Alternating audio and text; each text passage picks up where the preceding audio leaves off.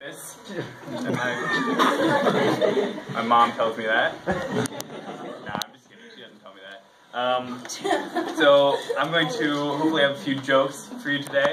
They had this thing where they were like, do something that you feel would really communicate how you want to tell your life story, something that you're probably good at. And so instead I did comedy.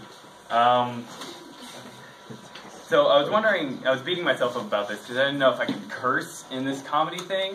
But, you know, after seeing Mr. Waxman's presentation the other day, on Friday, I decided definitely not. Let's just start from the beginning. I was born in Phoenix. Phoenix is a great place to be raised, I think. It's cool because year-round, you know, you can put on some t-shirts, shorts, and flip-flops and just go ahead and stay inside. Like most teenage high schoolers, I went to high school during my teenage years. I like Bioscience a lot because you get out of it what you put into it, right? So, say you were working on an assignment, this is actually my advice. If you're working on an assignment, if you choose the right things to put into it, maybe you can get out of it. I kind of get that attitude from probably senioritis. You know, it's hitting pretty hard. I think I first noticed it around August of freshman year.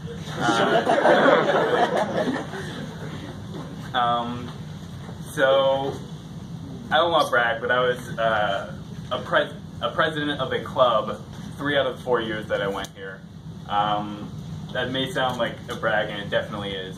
But the first year, it was Chinese Yo-Yo Club, which is not a club anymore for a reason.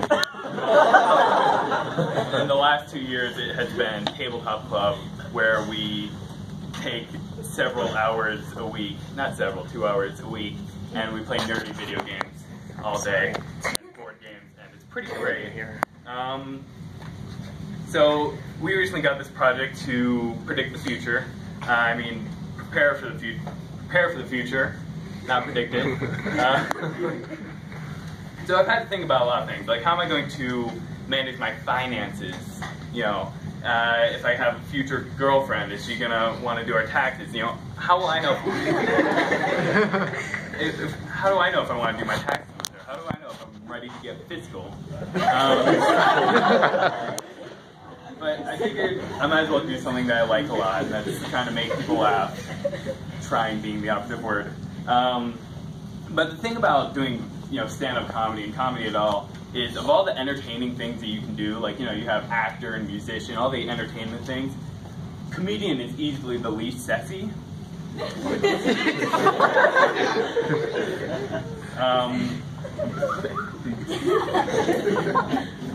So I've been wanting to do this kind of for a while, and this isn't even in my book, but I'm going to tell you a true story. Sophomore year or freshman year, I had a nightmare that I had to do a comedy performance for a project, and I was not ready for it at all. But you know, like the great wise men say, don't let your dreams be dreams, and so I made it. Work through it. Anyways, when I told my parents I was thinking about going into comedy, it was actually pretty weird. So I told them, and then I had to say, no, stop laughing, I haven't told any jokes yet. I figure making money as a comedian, and this isn't necessarily what I'm going to do full time, I'm going to need something to bring in the money. So I was thinking maybe orthodontics, I like that a lot, maybe business consulting, depending on what I decide to major in, freelance philosophy, you know, just to bring in the money.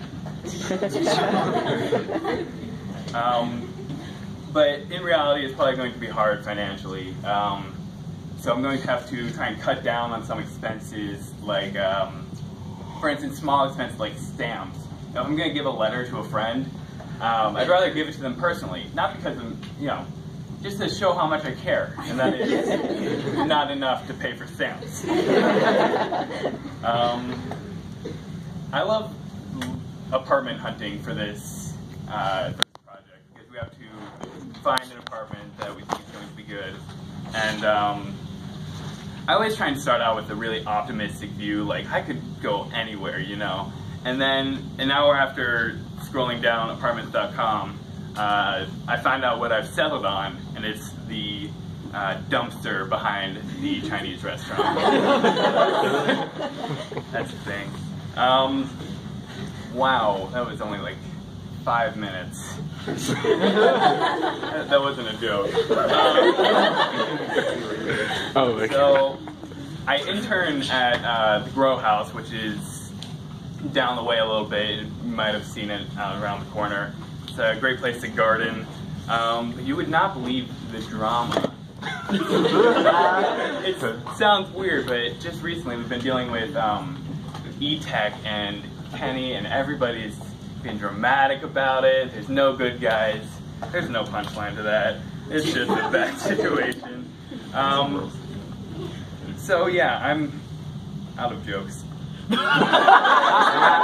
went that way faster than I thought I would. But thank you all for watching, and I really do appreciate it. Thanks for laughing. That's it.